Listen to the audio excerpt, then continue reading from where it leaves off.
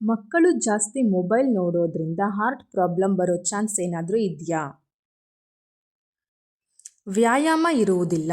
ಮಕ್ಕಳು ಗಂಟೆಗಟ್ಟಲೆ ಮೊಬೈಲ್ ಹಿಡಿದು ಕುಳಿತಾಗ ಅವರ ದೈಹಿಕ ಚಟುವಟಿಕೆ ಶೂನ್ಯವಾಗುತ್ತದೆ. ಈ ಕುಳಿತಲ್ಲೇ ಇರುವ ಜೀವನ ಶೈಲಿ ಹೃದಯದ ಸ್ನಾಯುಗಳು ದುರ್ಬಲಗೊಳ್ಳಲು ಮತ್ತು ರಕ್ತ ಪರಿಚಲನೆ ಕುಂಠಿತಗೊಳ್ಳಲು ಪ್ರಮುಖ ಕಾರಣವಾಗುತ್ತದೆ.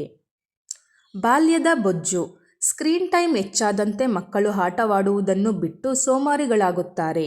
ಇದರಿಂದ ದೇಹದಲ್ಲಿ ಅನಗತ್ಯ ಕೊಬ್ಬು ಶೇಖರಣೆಯಾಗಿ ಬೊಜ್ಜು ಹೆಚ್ಚುತ್ತದೆ. Junk food. ಟಿವಿ ಅಥವಾ ಮೊಬೈಲ್ ನೋಡುತ್ತಾ ತಿನ್ನುವ ಮಕ್ಕಳು ತಾವು ಎಷ್ಟು ತಿನ್ನುತ್ತೇವೆ ಎಂಬ ಅರಿವಿಲ್ಲದೆ ಅತಿಯಾಗಿ ತಿನ್ನುತ್ತಾರೆ.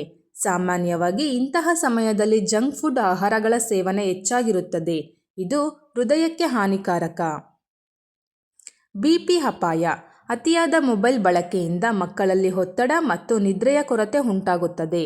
ಸಂಶೋಧನೆಗಳ ಪ್ರಕಾರ ಇದು ಚಿಕ್ಕ ವಯಸ್ಸಿನಲ್ಲೇ ಬಿಪಿ ಏರಿಳಿಕೆಯಾಗಲು ಕಾರಣವಾಗಬಹುದು.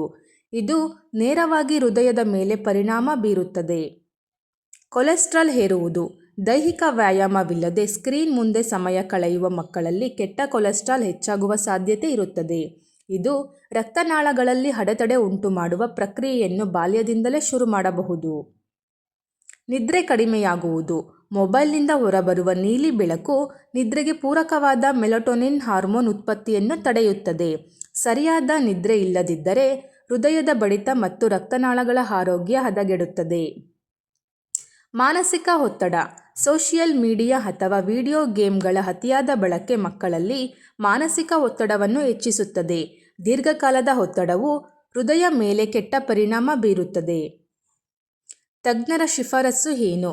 2 ವರ್ಷದೊಳಗಿನ ಮಕ್ಕಳಿಗೆ ಮೊಬೈಲ್ ಟೈಮ್ ಸಂಪೂರ್ಣವಾಗಿ ನಿಷೇಧಿಸಿ.